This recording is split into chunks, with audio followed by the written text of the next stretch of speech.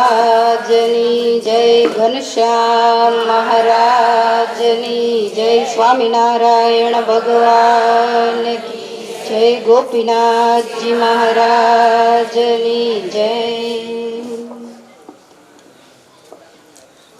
સર્વાવતારી આપણા ઉપાશ્રેષ્ઠ દેવ ભગવાન શ્રી સ્વામિનારાયણ મહાપ્રભુની પૂર્ણ કૃપાથી જેટલા જેટલા હિતેચ્છુ એવા સંતો હોય, હરિભક્તો હોય, એ બધાની પ્રાર્થનાથી આજે આપણે મંજિલ સુધી એટલે કે આપણે 15 ફેબ્રુઆરી તે દિવસે પદયાત્રા લઈ અને છપૈયા તરફ આપણે પ્રયાણ કર્યું. ભગવાન રામ, શ્યામ અને ઘનશ્યામ ત્રણેયની પવિત્ર પ્રાગટ્ય ભૂમિ, જે ત્રણેય હિન્દુ સંસ્કૃતિની ધરોહર કહેવાય છે. તો એની પ્રાગટ્ય ભૂમિમાં તો આપણે અવારનવાર જતા જ હોઈએ, પણ ભગવાને આવરડો મનુષ્યનો જ્યારે જન્મ આપ્યો છે, શરીરની અંદર શક્તિ આપી છે, જીવનમાં મોકો અને સમય જ્યારે ઠાકોરજી આપ્યો છે, ત્યારે એનો સદઉપયોગ કરવાનો આપણે વિચાર કર્યો. કારણ કે જેટલા જેટલા પરમાત્માના અવતારો થયા એના જીવનમાં પણ પદયાત્રાઓ તો ખૂબ લખાયેલી હતી. શ્રી કૃષ્ણ ભગવાને 11 વર્ષ સુધી વૃંદાવનની અંદર ગાયો ચરાવી, ત્યારે કોઈ વાહન લઈને એ નહોતા જતા. ભગવાન રઘુનાથજી 14 વર્ષ સુધી વનમાં વિચર્યા અને મહારાજ પણ 7 વર્ષ સુધી વનમાં વિચર્યા. ત્યાર પછી ગુજરાત, ચરોતર, કચ્છ, કાઠિયાવાડની ધરતીમાં જ્યાં સુધી આવની ઉપર રહ્યા ત્યાં સુધી માણકીને સતત દોડાવી છે, સત્સંગ વિચરણ માટે, જીવાત્માઓના કલ્યાણ માટે. તો આવી પરમાત્માની જે ત્રણેય પ્રાગટ્ય ભૂમિ જ્યાં પગે ચાલી અને જવાનો આપણે સંકલ્પ કરેલો, જે સંકલ્પની અંદર ભગવાન હરિકૃષ્ણ મહારાજે બળ પ્રેર્યું અને આપણે સાહસ કરી અને વસંત પંચમીનો ગુલાલ ઉડાડીને નીકળી જ ગયા. તો હિંમતે મરદા તો મદદે ખુદા એવી કહેવત છે કે કોઈ પણ કામ આદરે તો એ આજ નહીં તો કાલ પૂરું તો ચોક્કસ થાય, કોક વહેલું કોક મોડું. તો ઘણા સમયથી અને આમાં બેઠેલા નાના બહેનોને તો એવું સપનું નહીં હોય કે અમે જાશું અને પૂરું કરીને આવી રીતે આવશું. આવું સપનું તમને 1-2 વર્ષ પહેલા તો બિલકુલ નહીં જ હોય. પણ ભગવાનની કૃપાએ કરી અને આયોજન થયું અને આપણે બધા જ અહીંયા સુધી પહોંચ્યા. અને એમાંય આપણા સંઘની અંદર ઉડીને આંખે વળગી એવી કોઈ બાબત હોય તો તમારી સામે બેઠેલા સાંખ્યોગી બહેનો, બાકી યાત્રા તો આપણે ઘણી વાર કાઢીએ, હું તો ને રતનનો કાયમ હોય જ, પણ આટલા બધા બહેનો પણ સાથે અને એમણે બધાથી આગળ રહીને પાછળથી તમને દોડાવ્યા, એટલે આપણે વહેલા અહીંયા સુધી પહોંચ્યા છીએ. તો પરમ પવિત્ર આપણા ઈષ્ટદેવ એવા સ્વામિનારાયણ મહાપ્રભુની આ પ્રાગટ્ય સ્થાન, પ્રાગટ્ય સ્થલી છે. 50 કરોડ યોજનનું પૃથ્વીનું પીઠ છે. એમાંથી ભગવાનને પ્રગટ થવા માટેની આટલી જ જગ્યા હતી કે જે કેટલી બધી બળભાગી હશે પરમાત્મા અહીંયા પ્રગટ થયા. તમને 2 મંદિર દેખાઈ રહ્યા. જ્યારે છપૈયા આવે ત્યારે આ વાત તો હું કરું જ છું કે હંમેશા મંદિર કેટલા હોય, કોઈ પણ જગ્યાએ એક હોય, તો 2 ગગનચુંબી મંદિરો આપણને દેખાઈ રહ્યા છે. તો આ મંદિર પહેલા બનેલું છે, વર્ષો પહેલા આ મંદિર. ત્યાર પછી તો એ મંદિર જ્યારે તૈયાર થયું ત્યારથી આરંભી અને અહીંયા દેવની સેવા માટે સંતો વગેરે રહેતા હોય. તમે સત્સંગમાં નામ સાંભળ્યું હશે ભુજના અચ્યુતદાસ સ્વામીનું, બહુ સમર્થ મહાપુરુષ હતા.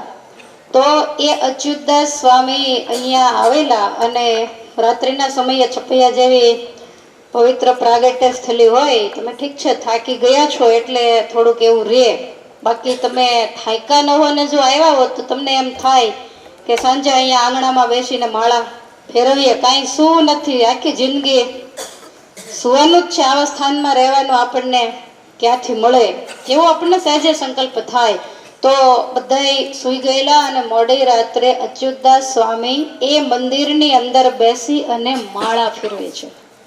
રાત્રિના 2 વાગ્યાનો સમય થયો અને સ્વામી આંખો બંધ કરી અને ઊંડા ઊંડા વિચારમાં ઉતરી ગયા કે આટલી મોટી પૃથ્વી એમાં પરમાત્માને આ જગ્યા પ્રગટ થવા માટે ગમી.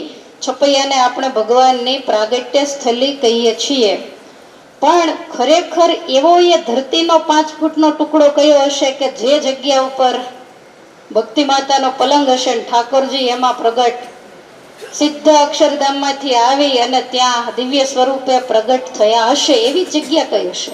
આવો એને મનમાં સંકલ્પ થયો અને એમાં એ પોતે ઊંડા ઉતરી ગયા અને એમાં એમને આંખો બંધ અને એકદમ તેજ મંદિરની અંદર દેખાયું. આંખો ખોલી તો આખું મંદિર તેજથી છવાઈ ગયેલું. એની વચ્ચે નાના એવા 2.5 વર્ષના ઘનશ્યામ મહારાજની મૂર્તિ, એક પણ વસ્ત્ર નહીં શરીર ઉપર, ખાલી કંદોરો કેડે બાંધેલો અને હાથમાં નાની એવી છડી, એટલે આમ છડી અઢાડી. સ્વામી આમ એકદમ જ્યાં જોયું તો વિચાર કરે કહો 2.5 વર્ષનું છોકરું તો અહીંયા બીજું કોઈ હોય નહીં. એટલે ખ્યાલ આવી ગયો કે આ મહારાજ જ છે. મહારાજ કે શું વિચાર કરે છે, અમે ક્યાં પ્રગટ થયા એ તને ચિંતા છે ને? મહારાજ કે છે કે ચાલો સ્વામી હું જગ્યા તમને બતાવું. અને એ મંદિરના પગથિયા ઉતરી અને એ વખતે પાછળ આ મંદિર વગેરે કાંઈ નહોતું અને એ મંદિરના પગથિયા ઉતરી, ચરણમાં ઝાંઝર પહેરેલા અને મહારાજ ત્યાંથી હાથમાં છડી લઈ અને તમે અહીંયા નીચે દર્શન કર્યા ને જાળી છે, લોક છે, ત્યાં માટીની થોડીક જગ્યા છે, એ મહારાજનું પ્રાગટ્ય સ્થાન છે. તો મહારાજ એ જગ્યા ઉપર આવ્યા અને છડીથી આમ જગ્યા કરી આપી. આ જગ્યા ઉપર અમે પ્રગટ થયા છીએ અને સ્વામી અમારી પણ એવી ઈચ્છા છે કે આ સ્થાન ઉપર અમારું મંદિર થાય ને અમારું બાળ સ્વરૂપ બિરાજમાન થાય. માટે તમે સવારે કોઠારી વગેરે સંતોને બધાને વાત કરજો કે આ જગ્યા ઉપર અમારું મંદિર થાય અને બાળ સ્વરૂપે અમે બિરાજમાન થઈએ અને અમારી પ્રાગટ્ય સ્થલી આ જ છે. દુનિયામાં પ્રાગટ્ય સ્થલી ઘણી બધી હશે, પણ આ માંગળી ચિંધીને ઠાકોરજીએ કીધું હોય તો એ આ પહેલી વહેલી છે. હવે આવી રીતે કહી અને ઘનશ્યામ મહારાજ બહાર નીકળ્યા ત્યારે અચ્યુતદાસ સ્વામી કહે છે પણ મહારાજ, હવે હું અહીંયા રાત્રે બેઠેલો, તમે મને દર્શન દીધા, તમે મને આ જગ્યાની નિશાની કરી આપી, તો કોણ મને? હું સવારે જાગીને કોક મને ઘનશ્યામ મહારાજે આમ કીધું તો કોક માને ને કોક ગાંડા ગણે. આની આગળ ઘનશ્યામ મહારાજ જાય, કારણ કે બધાના મગજ સરખા ન હોય એટલે અમારી વાતને કોઈ માનશે નહીં. માટે મહારાજ એની નિશાની શું? અને એ વખતે મહારાજે એવું કહ્યું કે આ મંદિરના પટાંગણમાં આજુબાજુમાં 2.5 વર્ષનું છોકરું કોઈ છે નહીં. એટલે જ્યાંથી અમે નીચે ઉતરીને અહીંયા આવ્યા ત્યાં સુધી અમારી નાની નાની પગલીઓ માટીમાં, તે દિવસે તો આવું કંઈ લાદી કે એવું હોય નહીં, એ પગલીઓ પડી છે અને એમાં ઉર્ધ્વ રેખા સહિત ચિહ્નો દેખાતા હશે. એટલે સવારે તમે બધા સંતો હોય, કોઈ અહીંયા વહીવટ કરતા રહેતા હોય, એને જગાડીને બતાવજો કે આ રીતે મહારાજે દર્શન આપ્યા છે. આ મહારાજની પ્રાગટ્ય સ્થલી છે અને એ જગ્યા ઉપર એમનું મંદિર થાય એવી મહારાજની ઈચ્છા છે, આવું તમે કહેજો. આટલું કહી અને મહારાજ અદ્રશ્ય થઈ ગયા. પછી તો કઈ ઊંઘ આવે નહીં. સામે તો વહેલા પૂજા પાઠ કરીને થોડુંક અજવાળું થયું એટલે બધાને ભેગા કરી નાની નાની ભગવાનની પાવન 2.5 વર્ષનાની પગલી કેવડી હોય એ પાવન પગલીઓ બધાને બતાવી અને ત્યાર પછી અમદાવાદ મહારાષ્ટ્રી વગેરેને વાત કરી હશે અને અહીંયા જન્મસ્થાનકમાં મંદિર થયું. નીચે જન્મસ્થલી હતી અને ઉપર ઘનશ્યામ મહારાજની પ્રતિમા પધરાવવામાં આવી. નાનું એવું મંદિર હતું, ઘણા બધાએ દર્શન કર્યા હશે. ત્યાર પછી ઘનશ્યામ મહારાજને હલાવ્યા વગર એમને ત્યાં ને ત્યાં રાખી અને આવું સરસ મજાનું નવ્ય ભવ્ય 3 માળનું મંદિર તૈયાર કરવામાં આવ્યું. એટલે પરમાત્માની પ્રાગટ્ય સ્થલી તમે જ્યાં દર્શન કર્યા છે, બહાર જે માટી વગેરે હોય છે પેલા પાત્રમાં, એ ભગવાનના પ્રાગટ્ય સ્થાનની માટી છે. અતિ ઉત્તમ. બધાએ પ્રસાદીની કરીને ચોક્કસથી લઈ જાજો. તો એ આ સ્વામિનારાયણ ભગવાનનું જન્મસ્થળ છે. તમે લોકો જાણો છો કે મહારાજ હિન્દુસ્તાનમાં 11 વર્ષ જ રહ્યા છે. તો આ છપૈયામાં 3 વર્ષ રહ્યા એવું આપણે બધા કહીએ છીએ. પણ યાદ રાખો કે છપૈયામાં મહારાજનું ઘર હતું, બધા સગા સંબંધીઓ અહીંયા જે રીતે રહેતા એવી જ રીતે અયોધ્યામાં પણ મહારાજનું બરહટા શાખાનગરમાં ઘર હતું ધર્મદેવનું જૂનું, જે આપણે દર્શન કરીને આવ્યા. તો મહારાજ અયોધ્યા રહેવા ગયા પછી અવારનવાર અહીંયા કંઈક ટાણા પ્રસંગ હોય એટલે ધર્મદેવને આવવાનો થાય, અને આવ્યા હોય તો પછી સીધું સામાન લઈને ઘરનું ઘર હોય ખોલીને આવ્યા હોય એટલે પાછા અઠવાડિયું 15 દાડા મહિનો 6 મહિના એવી રીતે અહીંયા રોકાય. એટલે 11 વર્ષ સુધી ભગવાને આવન જાવન આ ધરતી ઉપર, આપણે કહીએ વાલો ગૌઘાટે જાય ગાયું ચારવા, તે 3 વર્ષના કેવી રીતે ગાયું ચારવા જાય, પણ અવારનવાર મહારાજ અહીંયા પધારતા, અવારનવાર અહીંયા રોકાતા. આખા છપૈયાપુરની પ્રદક્ષિણા ઠાકોરજી 108 કરેલી. હવે આપણા પગમાં કઈ જોર રહ્યું, માંડ માંડ છપૈયા. કાલ ભી પડી ગઈ હતી ને મખોડા ઘાટે, અંધારું થઈ ગયું, વાહન આવે, એક બાજુ 2 મહિનાનો થાક, પગ દુખે, કઈ દેખાય નહીં. અને એ બહુ મહત્વની અને તમારી શ્રદ્ધાની વાત હતી કે તમે ચપ્પલ પહેર્યા નહોતા. એક સમય એવો હતો કે અમે લોકો જ્યારે ચાલતા આવ્યા ત્યારે અમે કાચા રસ્તેથી આવ્યા હતા, એટલે અમે તમને એ માર્ગ એટલે ચડાવ્યા કે એ વખતે એકદમ આખા માર્ગમાં કોમળ માટી જ હતી. એટલે અમને એવું હતું કે રોડ આવે તો થોડું આટલા ચાલ્યા પછી પગને કઠાણ પડે, પણ છતાંય તમે ભલે 2-3 જોડક મોજા ફાડી નાખ્યા હશે, પણ છતાંય જીવડો ગયો પણ રંગડો તો રહ્યો જ. કે જે ધરતી ઉપર ઠાકોરજી અડવાણે ચરણાર વિંદે આ ગામની ગલીઓમાં દોડ્યા છે, અને એ સ્થાનની અંદર આપણે ખુલ્લા પગે ચાલીને આવ્યા. ને ઘણા ભક્તોએ સાહસ કર્યું, પછીથી આવ્યા હતા, એણે અયોધ્યાથી છપૈયા સુધી ચાલીને આવ્યા, એ પણ એની શ્રદ્ધાની વાત છે. એમના ઉપર પણ મહારાજનો ખૂબ ખૂબ રાજીપો થાય. અને આપણા માટે તો આ રમણ રહેતી છે કે જ્યાં ઘનશ્યામ મહારાજ સાવ નાની ઉંમરે પાપા પગલી પાડતા જ આ ધરતી ઉપર શીખ્યા, પછી આપણા દેશમાં આવ્યા. એટલે આખા આંગણાની અંદર ભગવાન 3 વર્ષ સુધી અને પછી પણ અવારનવાર ફરેલા અને વિચરેલા છે. સેજ પણ શંકા કરવાની જરૂર નથી કે આટલું મોટું પટાંગણમાં ભગવાનને જન્મસ્થળી કઈ, એ શંકા અચ્યુતદાસ સ્વામીએ કરી અને એનું સમાધાન ઠાકોરજીએ કરી આપ્યું. એટલે એ જ ભગવાનને પ્રાગટ્ય સ્થળી છે. અને અહીંયા ભગવાન પ્રગટ થયા ત્યાર પછી અનેક લીલાઓ અહીંયા કરી. મંદિરના અલગ અલગ પ્રકારે બાંધકામ ચાલતા હોય એટલે ઘણા ફેરફારો થયા હોય.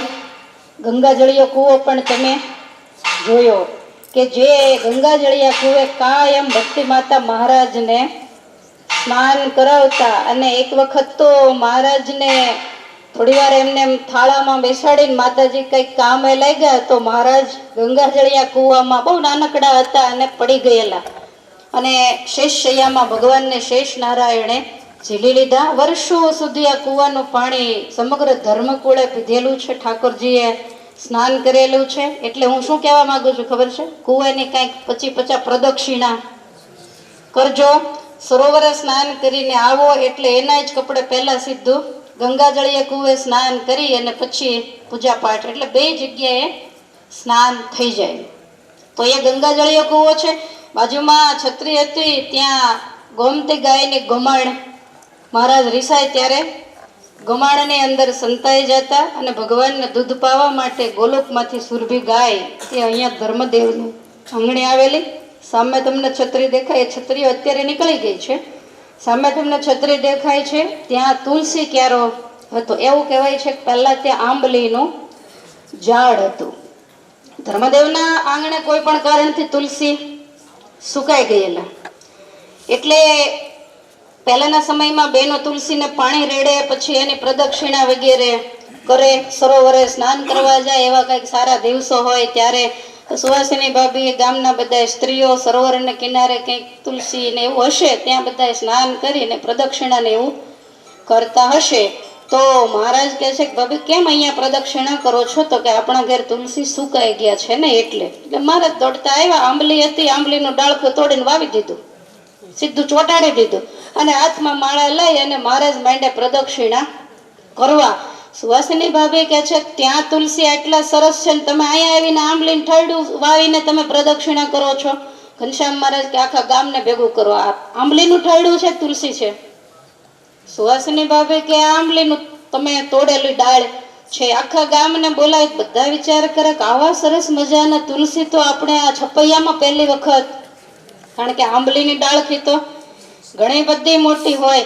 સુવાસીની ભાભીને આંબલીની ડાળખી દેખાય અને આખા છપૈયાને સરસ મજાના આમ તોડીને સુંગાડે તો ભાભીને તો આંબલીની જ સુગંધ આવે. અને પછી મહારાજને હાથ જોડ્યા કે આખું ગામ કે ખોટું ન હોય, મને તમારામાં ભગવત બુદ્ધિમાં ખામી એટલે તમે મને આવું દેખાડ્યું, એટલે હવે કૃપા કરો. અને પછી એમને એ તુલસી દેખાયા. કાયમ સુહાસિનીબાઈ એની પ્રદક્ષિણા કરતા. એટલે એ વખતે આંગણામાં અનેક પ્રકારના ઝાડ, મહારાજને ફણસ પણ ત્યાં આગળ જોયું ને ફણસનું ઝાડ, બહુ પ્રકારની બાલ ચેષ્ટાઓ મહારાજે અહીંયા કરી છે. સામે જ સરસ મજાનું સરોવર છે, જે સરોવરમાં પણ મહારાજ ખૂબ નાહ્યા છે. એકવાર તો સરોવરની અંદર પાણી સુકાઈ ગયેલું. પાણી સુકાય એટલે અંદર માછલી વગેરે જીવજંતુ હોય, પાણીનું પેટાળ ઊંડું જાય એટલે પાણી તપે, એટલે પેલા જીવડા તરફડવા માંડે. તો ધર્મદેવ સ્નાન કરવા ગયા બપોરનો સમય ને વિચાર કરે કે બધું પાણી ગરમ થઈ ગયું, આમાં તો કેટલાય જીવડાઓ મરી જશે, પાણી ઓછું થઈ ગયું. સ્નાન કરીને ધર્મદેવ આવ્યા. મહારાજ રમતા હશે આંબલી નીચે. મહારાજ કહે છે કે દાદા તમે ચિંતામાં હોય એવું કેમ લાગે છે? ત્યારે ધર્મદેવ કહે છે કે આ સરોવરની અંદર કેટલાય બધા જીવ જંતુઓ મરી જશે, પાણી આ વખતે બહુ ઓછું છે. એટલે ઘનશ્યામ મહારાજ દાદાની આંગળી ઝાલી અને સીધા સરોવરે એક બાજુના ખૂણે જઈને આમ પગનો અંગૂઠો દબાવ્યો, ત્યાં આકાશમાંથી પાતાળમાંથી પાતાળ ગંગા પ્રગટ થયા અને જોત જોતામાં આખું સરોવર છલોછલ ભરાઈ ગયું. ઘણીવાર મહારાજ સ્નાન કરતા હોય તો અંદર માછલી વગેરે જીવ, એકવાર તો મહારાજે આમ માછલીની પૂંછડી ચાલી અને આ ઊંચી કરી સ્નાન કરીને આમ હાથમાં લઈને ધર્મદાદા કહે છે કે આપણે બ્રાહ્મણના દીકરા છીએ, પાણી વગરની આ તરફડીને મરી જાય તો કે અમારે રમવું છે, તો અમને તમે રમકડા તો લાવી દેતા નથી, માટે નાઈ મૂકવું. પછી દાદાએ હટ કરીને મુકાવી અને પછી લાકડાની જે માછલીઓ મળે ને રમકડા લાવી દીધા. ત્યારે પેલીને મૂકી. પણ બહુ ભાગ્યશાળી કોક આત્મા હશે કે જેને ઠાકોરજીનો સ્પર્શ થયો. તો બહુ વાર 2.5 વર્ષના મહારાજ, અત્યારે આપણે આટલા 50 વર્ષના તો બીતા 2.5 વર્ષના મહારાજ ધુપકા મારીને સ્નાન કરતા. અને મહારાજ વેણી માધવ પ્રયાગ સુખનંદન એને એમ કે ચલો સામે કિનારે તરીને પહેલું કોણ પહોંચે, અને કાયમ મહારાજ પહેલા પહોંચી જાય. આ કાંઠે ડૂબકી ખાય તો સીધા પહેલા કાંઠે નીકળે. તો આવી અનેક લીલાઓ મહારાજે અહીંયા પણ કરી છે. કાલ સાંજની સભામાં પણ જ્યાં જ્યાં આપણે દિવસે દર્શન કરશું તો દિવસે પણ કહેશું, સાંજે પણ એ થોડું થોડું આપણે કહેશું. અને જ્યારે 2 મહિનાની પદયાત્રા કરી અને આપણે આપણા ઈષ્ટદેવના ચરણમાં જ્યારે આજે આવીને બેઠા છીએ, ત્યારે આપણી સાથે બધા સાંખ્યોગી બહેનો પણ છે. તો એમને પણ 2 મહિનાની અંદર સારા મોડા કડવા મીઠા અનુભવો થયા હશે. તો આવતીકાલે આપણે એવું ગોઠવવાનું છે કે બધા બહેનો તમને 2-5 મિનિટ કાંઈક કહેશે, એમના અનુભવ કહેશે, છપૈયાનો મહિમા કહેશે, પદયાત્રાનો મહિમા કહેશે, જે એમને યોગ્ય લાગશે ભગવાનની 2 વાતો કરશે. તો કાલે ફરજિયાત બધાય બહેનોએ જે બોલી શકે છે બધાએ આપણે 2 કે 5 મિનિટ એમની કેપેસિટી પ્રમાણે તમને રૂડા આશીર્વાદ પાઠવશે. તમે એને ક્યાંક રસ્તામાં નડ્યા હશો, તમે તમારે એ કહેવાની છૂટ, ક્યાંક અડી ગયા હશો, ક્યાંક નબળાવ્યા હશે, ક્યાંક ગળે માર્ગે ચડાવ્યા હશે, એમણે ચડાવ્યા હોય તોય ભલે, તમે ચડાવ્યા હોય તોય ભલે, પણ એ એમના આપણે રૂડા આશીર્વાદ. કારણ કે પછી પરમ દિવસની એક જ રાત સાંજે તો તમે બધી તૈયારી કરવા માંડશો. એટલે કાલે આપણે બધાના આશીર્વાદ ચોક્કસથી લેવાના છે.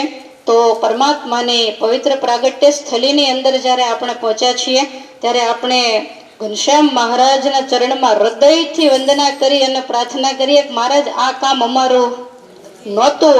તમે મહારાજને કહેજો કે અમે માર્કેટ જઈએ તોય થાકી જઈએ છીએ, ક્યાંય સારંગપુર ચાલીને ગયા હોય તો 2 દિવસ. આ બધા બહેનોનો અનુભવ છે. ગઢડા સીધા સારંગપુર ગયા, શું દશા થઈ હતી. તો એકલું તો આપણે રોજનો ચાલતા હતા, પણ છતાંય ઘનશ્યામ મહારાજ ભેગા હતા એટલે વાંધો નથી આવ્યો. મહારાજને આપણે એવું કહીએ કે તમે ક્ષેમ કુશળ જેવા છીએ એવા ને એવા હોળવલ્લા હોના જેવા અમને અહીંયા સુધી તમે આટલા બધા કાળમુખા વાહનોની વચ્ચેથી અમે નીકળ્યા છતાંય તમે અમને પહોંચાડી દીધા છે. તમારા ચરણારવિંદને દૂધે ધોઈને પીએ તો તમારા ઋણમાંથી અમે મુક્ત ન થઈએ. એકવાર આપણે ઘનશ્યામ મહારાજની પવિત્ર પ્રાગટ્ય સ્થળીને જોરદાર તાળીઓથી વધાવીશું.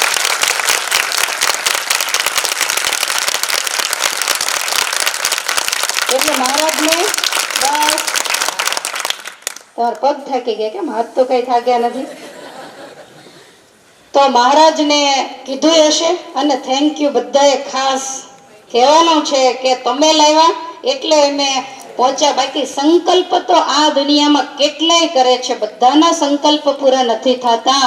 વહી છપૈયા આતે હૈ જેને ઘનશ્યામ મહારાજ બુલાતે હૈ, એ જ આ છપૈયાની ધરતી ઉપર પગ મૂકી શકે, બાકી કોઈની તાકાત નથી. કેટલાય સંકલ્પ કર્યા ને કેટલાય ના પડ્યા રહ્યા ને કેટલાય છેલ્લે ટીંગાઈ ગયા તોય પહોંચી ગયા. આ તો ઠાકોરજીની આપણી તો કાયમને માટે અરજી હોય, પણ જેવી એને મરજી હોય એ જ પ્રમાણે આપણે બીજા નંબરની બસ ઉપર લખ્યું છે મારી મરજી વિના રે કોઈથી તરણું નવ તોડાય. તો જે થાય એ ઠાકોરજીની મરજીથી થાય છે. ઠાકોરજીને આપણે એવી પ્રાર્થના કરીએ કે અમારી લાઈફમાં અમને આવા કંઈક સારા દિવસો આપજો. બાકી ટનાટન થઈ અને વરઘોડામાં ને સામૈયામાં ડિસ્કા કરવાનું તો આપણે કાયમ કરીએ છીએ, પણ આ જે આપણે કર્યું એ ભગવાન માટે કર્યું છે. અત્યારે તમારે સરસ સાડીઓ પહેરવી કે એવું કઈ જરૂરી નથી, પણ મેં તો શણગાર સજ્યા તમ કારણે, મેં તમને બતાવવા માટે, તમને રાજી કરવા માટે આ શણગાર સજ્યા છે. આ યાત્રા એના માટે કરી છે. ભજન જે કાંઈ કર્યું, કાંઈ કષ્ટ કદાચ સહન કર્યા હશે, મચ્છરને રસોઈઓ દીધી હશે રોજ રાતે, માણસોને તમને જ બધાઈ દે, એને બિચારાને કોણ દે? તો આપણે રોજ રાતે થોડી રસોઈઓ, બધા ખુશ થયા, ઉતારા માણસો ખુશ થયા હોય કે નહીં, બાકી મચ્છરિયાને બધે આપણે રાજી. કારણ કે ગુજરાતનું બ્લડ મીઠું બહુ બધા પીવે, એટલે એ બધા પણ ખુશ. આ પુણ્ય કામ કરીને આવ્યા, અને છતાં યાદ રાખો આટલા બધા ગામના મચ્છરને રસોઈ દીધી તો આપણને મલેરિયા નથી થયો. તો આ ઘનશ્યામ મહારાજની કૃપાને જ બીજું છે.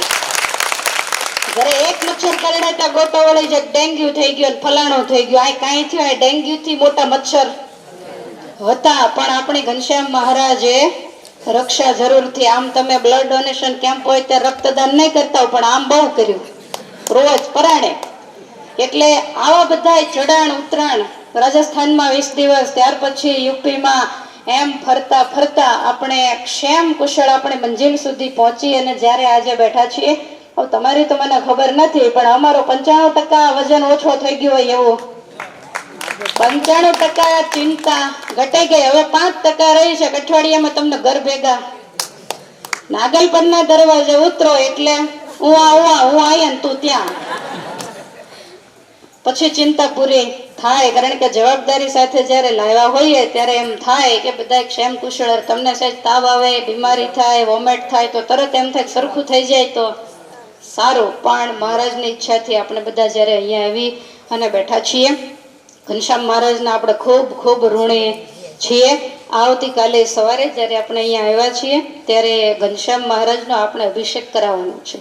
એટલે સવારે આપણને 6 વાગે અહીંયા પૂજન થશે, પછી ઘનશ્યામ મહારાજના કેસરિયા સ્નાનના આપણને દર્શન થશે. અને એ દર્શન વગેરે કરી અને એવું વિચાર્યું છે કે વાહન કરી, જીપ કરી અને બધે જ, કારણ કે બહુ ચાલ્યા છો એટલે હવે દાખલો નથી કરવો, તો બધે જ અહીંયા આજુબાજુના અને દૂરના જેટલા દર્શન છે એ બધા આપણે એક રાઉન્ડમાં, તમે થોડા વહેલા 11, 11:30 જમી લો અને આપણે 1 વાગે જો નીકળી જઈએ તો સાંજ સુધીમાં લગભગ બધા દર્શન થઈ જાય. તો આપણે કાલે એ બધા દર્શન કરવાના છે. સવારમાં જો તમારામાં હિંમત હોય 4 વાગે તો દરવાજો ખુલ્લી જ જાય, જાગી બ્રશ કરી સીધું પહેલા એકલા જાશો તોય કોઈ જ બીક જેવું નથી. એટલે 2-5 ના ગ્રુપમાં સરોવરે સ્નાન કરી ગંગા જળીએ નાય પછી તમારી રીતે પૂજા પાઠ વગેરે તમે કરી શકો. આવી પવિત્ર ધરતીમાં જ્યારે આવ્યા છીએ ત્યારે જેટલા દિવસ રહીએ એટલા દિવસ સરોવર સ્નાન તો કરવું જ પડે, કારણ કે આ યોગ આપણને વારે વારે કાંઈ મળતો નથી. એટલે એવી રીતે સ્નાન પણ તમારી રીતે સવારે કરી આવજો. બપોરે પણ ક્યારેય નાહવાની ઈચ્છા થાય તો આ યોગ આપણને નહીં મળે, એટલે ત્યારે પણ સ્નાન ચોક્કસથી કરવું.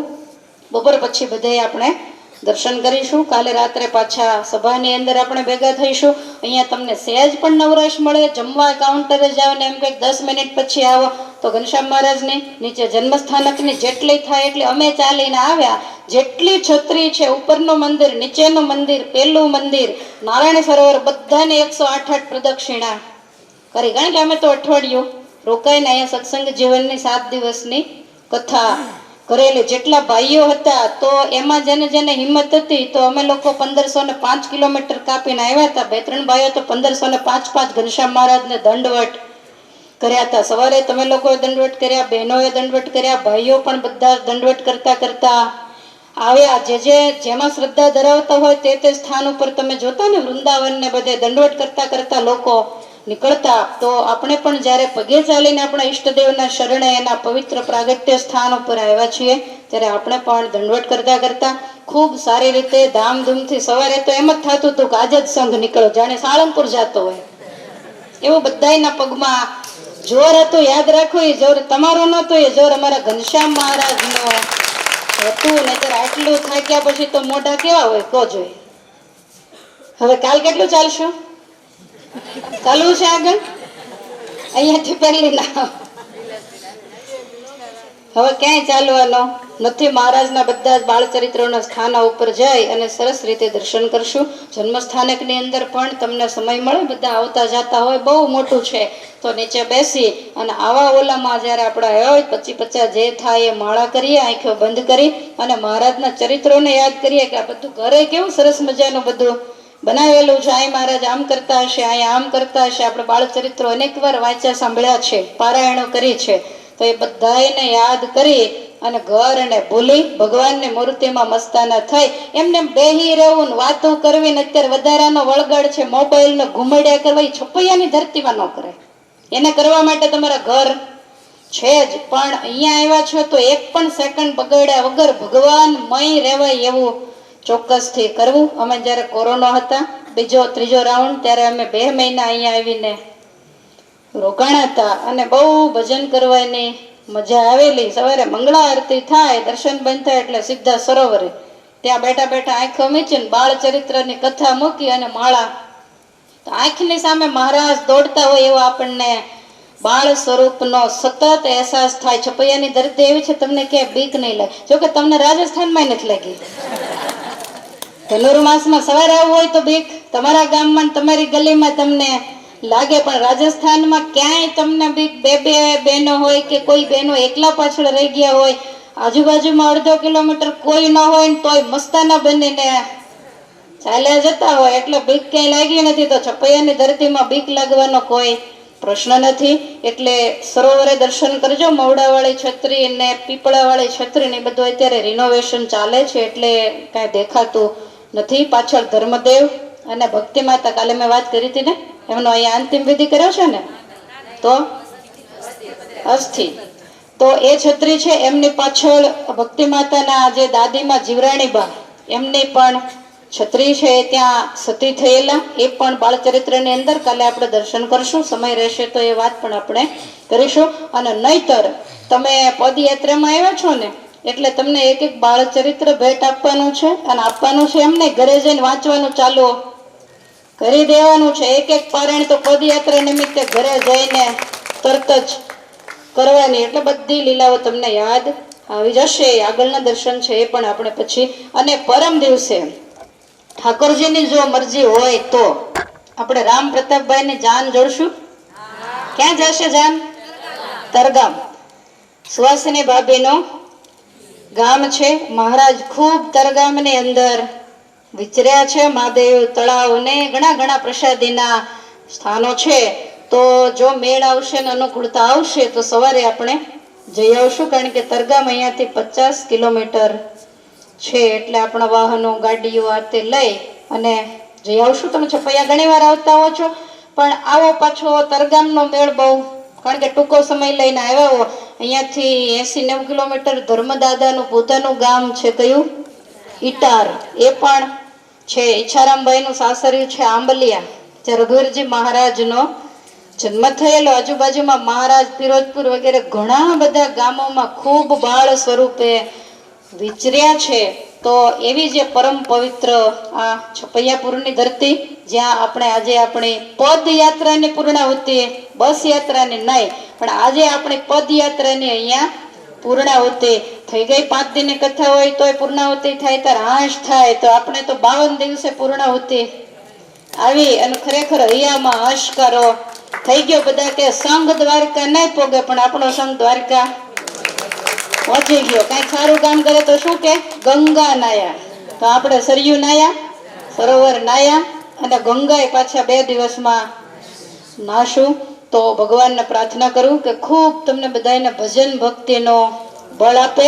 અને આવા ધાર્મિક કાર્યોની અંદર આજના યંગ સમાજને કોઈ રસ નથી, અને તમે યંગ હોવા છતાંય તમને એટલો રસ છે ને તમે પૂરું કર્યું છે, તો કાયમ તમને આધ્યાત્મિક માર્ગ તરફ રસ વધારે ને વધારે રે અને મહારાજને રાજી કરો એવું સરસ તમે જીવન જીવો. તમારા પરિવારની અંદર પણ ખૂબ રૂડા સંસ્કારો આવે એવી આપણે ભગવાનના ચરણારવિંદમાં આજે એની પ્રાગટ્ય સ્થળી ઉપર જ્યારે બેઠા છીએ ત્યારે પ્રાર્થના કરીએ છીએ. અને સવારે પણ મેં કીધું હતું, પરમ દિવસની સભામાં પણ આપણે કહેશું કે બધાના સાથ સહકારથી આપણે અહીંયા પહોંચ્યા છીએ. એકલા એથી ક્યારેય પણ તાળે પડે નહીં. બધાએ બહેનોએ પણ ખૂબ સારી રીતે સંપીને એકબીજાનું ખમી ખાઈને, મેં ક્યારેય કંઈ સાંભળ્યું જ નથી, બધું બહુ જ સરસ. અને હરિભક્તોમાં પણ સરસ રીતે બધાએ સંપ રાખી અને 125નો રસાલો હતો તોય આપણે અહીંયા પહોંચી ગયા છીએ. હરિકૃષ્ણ મહારાજના 4 હાથ આપણી ઉપર હતા. અહીંયા આવ્યા પછી 4 હાથ ઘનશ્યામ મહારાજે આપણા ઉપર પધરાવ્યા છે અને એ આશીર્વાદ કાયમને માટે આપણી સાથે રે, મહારાજનો રાજીપો રે એવી ભગવાનના ચરણારવિંદમાં હું આજના દિવસે પ્રાર્થના કરું છું. બહારગામથી પણ બસોમાં ઘણા બધા છપૈયાની યાત્રા માટે આવ્યા છે. બહુ ભાગ્યશાળી છે કે આટલે બધે દૂર આવી અને બધે દર્શન કરવા હોય તો બધું ભાગ્યમાં હોય તો થાય. તમારી આગલી પેઢીના વડવા હોય કોઈ છપૈયાનું નામ લઈ લઈને બિચારા બધા ગુજરી ગયા, કોઈને આવવાનો મેળ પડ્યો નથી. અને એ તમારા બધા એના કિસ્મતમાં છે જે બસમાં આવ્યા હો, જે ટૂરમાં હો, જે સ્થાનની અંદર જાઓ મહિમાથી સ્નાન કરજો અને બધે ખૂબ સારી રીતે દર્શન કરજો. વ્યવહારને, ઘરને અને મોબાઈલને, છોકરો કેમ છે ને છોકરી, એ બધું એક બાજુ થોડાક દિવસ મૂકી અને ભગવાનમાં જોડાવાનો પ્રયાસ કરજો. બધાયનું ભગવાન ખૂબ ખૂબ મંગલ કરે એવી પરમાત્માના ચરણારવિંદમાં પ્રાર્થના કરું છું. આપણે આપણા ઘરે જ જ્યારે આવીને બેઠા છીએ ત્યારે આપણને કઈ નાવા ધોવાની, ઉતારા પાણીની ઉપાધિ, નળમાં બંધ થઈ જાય તો ક્યાં જશો? સરોવરે. અને ત્યાં તો બંધ થાય એવું છે નહીં. સરોવર સુધી નહીં ચાલી શકો તો ક્યાં જશો? ગંગાજળીએ. એ બાજુમાં બધી સગવડતા ફૂલ છે, કારણ કે આપણું ઘર છે, સાથે સંતો છે, પાર્ષદો છે, બધાનો પણ ખૂબ સારો આવકારો અને સાથ સહકાર છે. ઉતારો કેવો છે એના કરતા મહત્વનું છે કે આવકારો. ગમે તેવો ઉતારો ચાલે પણ આવકારો મોડો હોય તો આપણને સારા ઉતારામાં પણ રહેવાનું ગમે નહીં. તો આ બધા જે અહીંયા રહેનારા છે વ્યવસ્થાપકો, એનો આવકારો એ નહીં, પણ આપણે તો ઘનશ્યામ મહારાજનો આવકારો છે એમ આપણે માનીએ છીએ. તો ખૂબ સારી રીતે જ્યારે આપણે અહીંયા પહોંચ્યા છીએ તો ભગવાનના ચરણારવિંદમાં પ્રાર્થના કરીએ ભક્તિનું બળ બધામાં ખૂબ ખૂબ વધે. તો આ સાથે આજની સભાને અહીંયા આપણે વિશ્રામ આપીશું, કારણ કે અમારે અમુક બહેનોને, સાંખ્યોગી બહેનોની જે પહેરામણી કરવાની ઈચ્છા છે તો અત્યારે બધા સાથે બેઠા જ છે. તો તમે કંઈક ગાશો ત્યાં સુધીમાં એ પહેરામણી અહીંયા અડ્યા વગર દૂરથી જ કરી જશે. વસનબેન આવશે, બીજુબેન આવવાના છે, હીરાબેન આવશે. ખાલી આમ